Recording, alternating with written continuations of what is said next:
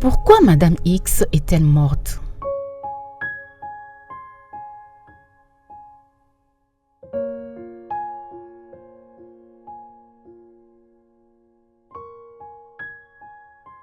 Madame X est née d'une famille pauvre, mariée trop jeune, à 15 ans sans avoir eu la possibilité d'aller à l'école. Elle a né à sa 5e grossesse à 21 ans. Pour sa famille et sa communauté, la seule valeur reconnue à la femme, c'est sa capacité à faire des enfants. Enceinte, Madame X doit attendre de son mari l'autorisation et les frais de transport pour se rendre aux séances de consultation prénatale, malgré la gratuité des soins de santé maternelle. Pourtant, l'un des avantages de cette consultation, c'est la détection des signes de danger qui courent la maman ou le bébé, ou encore les deux, pendant la grossesse ou au moment de l'accouchement. Ce fut malheureusement le cas de Madame X. Au moment d'accoucher, elle connaît une hémorragie. Elle se décide enfin de se rendre au centre de santé pour une prise en charge, mais le centre ne dispose pas de sage-femme ni d'un médecin. La structure de référence se trouve à 15 km et aucune ambulance n'est disponible.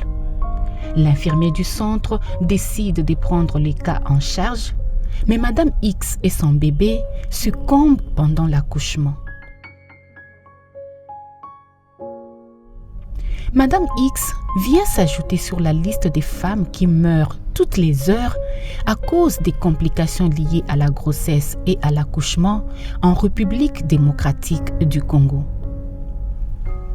Informées, les femmes de sa communauté, réunies dans une association des droits des femmes, ont mobilisé la communauté pour exiger plus de redevabilité des structures sanitaires lorsque une femme meurt en donnant la vie.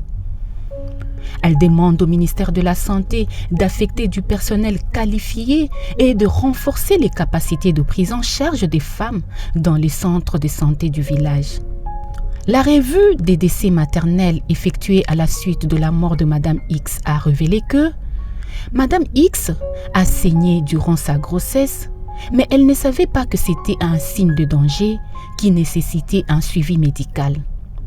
Si elle avait régulièrement effectué ses consultations prénatales, Madame X et son bébé seraient en vie.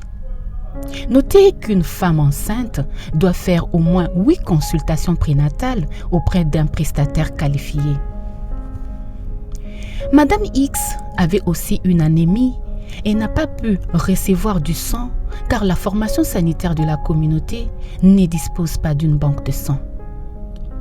Le cas de Madame X pose le vrai problème de la santé maternelle et néonatale en RDC et cela exige des décisions urgentes à tous les niveaux.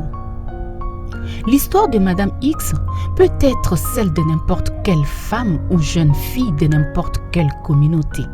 La barrière à la vie de Madame X aurait pu être levée si Madame X ou l'un des membres de sa communauté avait reconnu les signes de danger liés à sa grossesse, si Madame X avait été référée à temps au centre de santé capable de la prendre en charge avec un personnel qualifié, si Madame X avait eu l'accès au service de la planification familiale, si Madame X était instruite, ce qui aurait contribué à améliorer son pouvoir de décision, notamment en ce qui concerne le nombre et le moment de ses grossesses.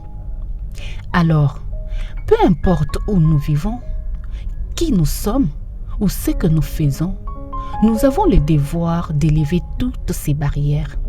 En ces mois dédiés aux droits de la femme, pensons à la pierre que nous pouvons apporter en tant que leader homme ou femme pour construire un Congo où aucune femme ne meurt pour des causes évitables en donnant la vie.